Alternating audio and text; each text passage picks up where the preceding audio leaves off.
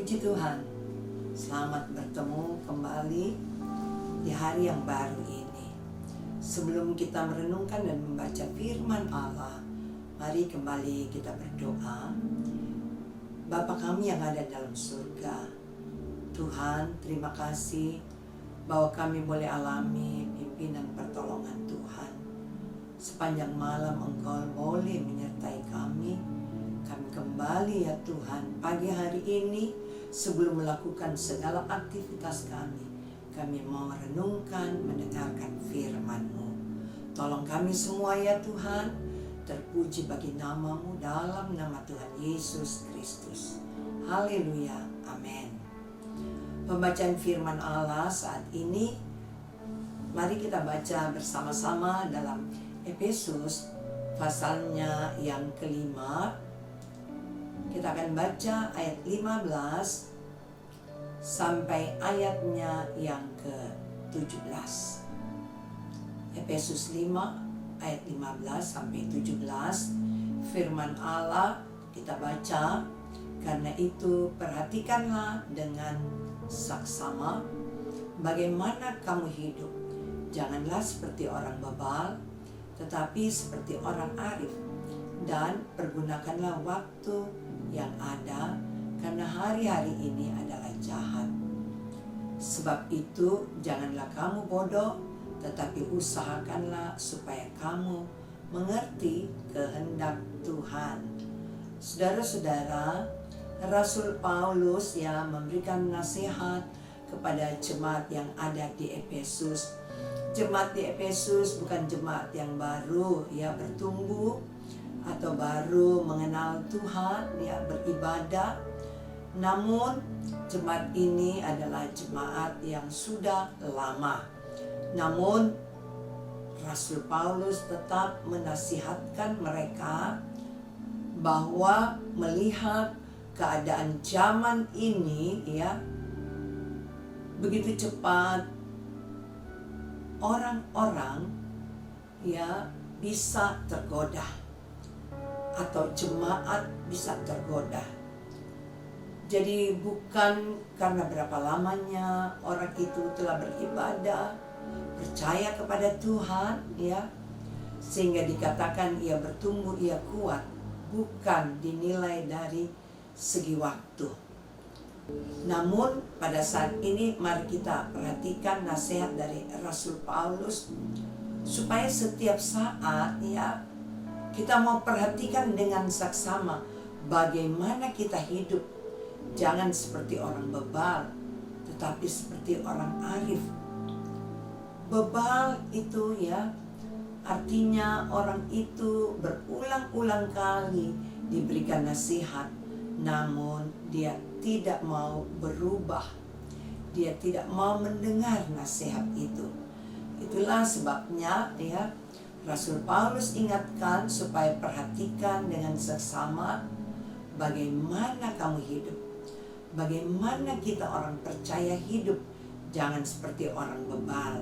Artinya mari kita selalu mau ya siap mendengar nasihat, mendengar firman dan berubah ya. Karena waktu-waktu yang kita lalui akan berlalu dan tidak akan kembali. Nah, dalam ayat yang ke-16, dan pergunakanlah waktu yang ada karena hari-hari ini adalah jahat ya. Hari-hari ini adalah jahat. Itulah nasihat dari Rasul Paulus supaya ketika kita masih diizinkan hidup, mari kita pergunakan waktu ini dengan baik ya, supaya kita benar-benar ya bisa mengalahkan hal-hal yang jahat, hal-hal yang bisa menggoda manusia, menggoda orang percaya. Dengan situasi kondisi keadaan ini ya, begitu banyak waktu yang seringkali kita buang dengan percuma. Bahkan waktu-waktu kita seringkali ya kita tergoda dengan kecanggihan zaman modern ini. HP kita bisa berjam-jam ya, kita buka, kita saling WA satu dengan yang lain. Namun mari kita bandingkan berapa waktu kita lakukan untuk Tuhan ya. Kita datang menyembah, kita memuji Tuhan. Berapa lama waktunya itu? Dengan kita bisa berjam-jam, tidak lelah, tidak bosan ya, dengan HP kita. Dan melalui HP kita bisa tergoda ya. Kita bisa tergoda dengan hal-hal duniawi. Namun pada hari ini firman Allah ingatkan ya, supaya pergunakan waktu yang ada. Karena hari-hari ini adalah jahat. Kita pergunakan waktu yang ada adalah waktu untuk menyembah, untuk memuji Tuhan, untuk berdoa. Maka kita akan lihat ya perbedaannya, bahwa kita akan selalu ada dalam pemeliharaan Tuhan. Nah, inilah kehendak Tuhan yang Rasul Paulus ingatkan ya, untuk kita perhatikan waktu, untuk kita pergunakan waktu dengan sungguh-sungguh.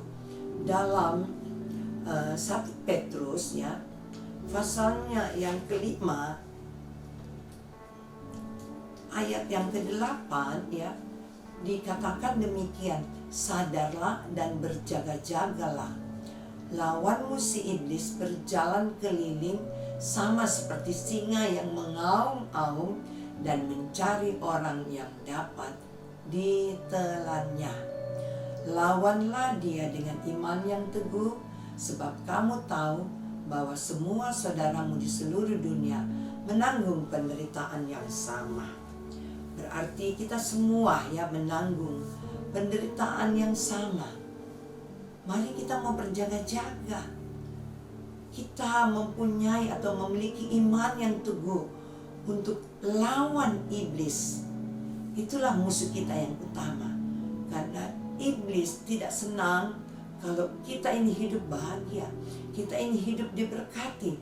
Kalau kita ini hidup menyembah Tuhan, hidup memuji Tuhan, dia tidak inginkan. Apalagi hidup di dalam kesatuan. Iblis tidak inginkan.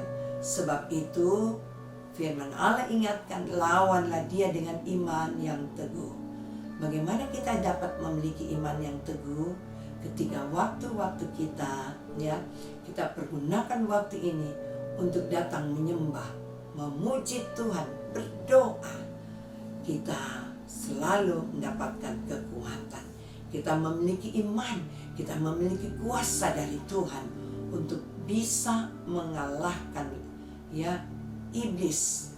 Lawanlah dia dengan iman yang teguh, sebab kamu tahu bahwa semua saudaramu di seluruh dunia menanggung penderitaan yang sama.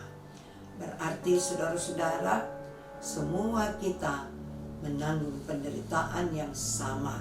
Namun ada kekuatan Roh Kudus yang memberikan kita kemampuan dan firman Allah untuk melawan iblis. Saudara bisa baca di dalam Efesus pasal 6 mulai dari ayat 10 sampai ayat yang ke-20.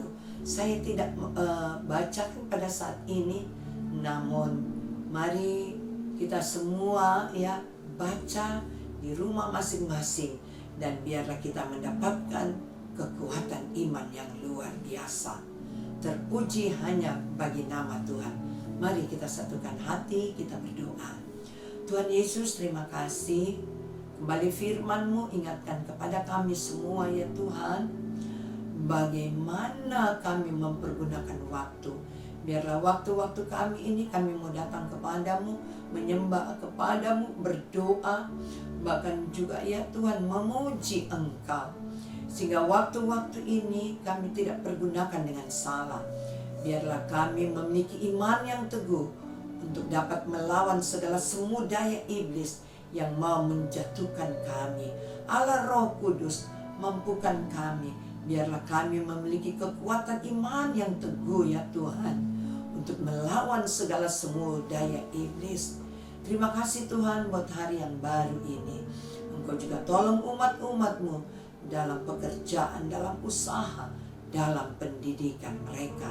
Engkau yang memberkati, Engkau yang membuat berhasil. Terpuji hanya bagi nama-Mu.